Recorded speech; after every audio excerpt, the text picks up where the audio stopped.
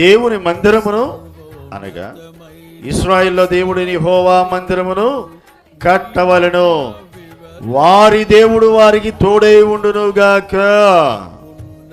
మరియు యెరూషలేములో నుండి దేవుని మందిరమును కట్టించుటకై స్వేచ్ఛార్పణను గాక ఆయా స్థలములోని వారు తమ యొద్ద నివసించు వారికి వెండి బంగారములను వస్తువులను పశువులను ఇచ్చి సహాయము చేయవలనని ఆజ్ఞాపించాను. చూసారా, తాను సహకరించేది కాక తన ప్రజలకు కూడా చెబుతున్నాడు, ఆ చుట్టుపక్కల ఉన్న వాళ్ళకు కూడా చెబుతున్నాడు,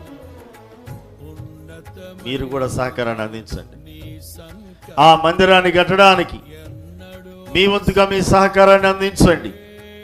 గుప్పులు విప్పండి, వెండిని బంగారాన్ని పశువులను స్వేచ్ఛార్పణలుగా మీరు అర్పించండి.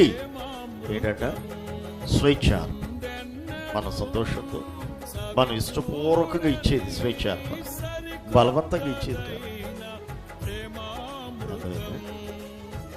మనం మనస్ఫూర్తిగా మన హృదయంలో కలిగినటువంటి సమర్పణను బట్టి అర్పణను అర్పించాలి. అంతేగాని కొంతమంది ఏం చేస్తారంటే, ఇదంతా 500 ఎత్తమ్మా, 500 మీరెంత ఇస్తారు? 1000 రూపాయలు ఇస్తారా? 1000 రూపాయలు. మీరెంత ఇస్తారు? 200 ఇస్తారా? మీరెంత ఇస్తారు? 4000 ఇస్తారా? ఏం చేస్తారు? వేసేయడమైన ఎత్తి మీద వీళ్ళు ఇస్తారు, సనుక్కుంటూ కొనుక్కుంటూ ఇస్తారు. దేవుడు దాన్ని ఒప్పుకుంటున్నాడా?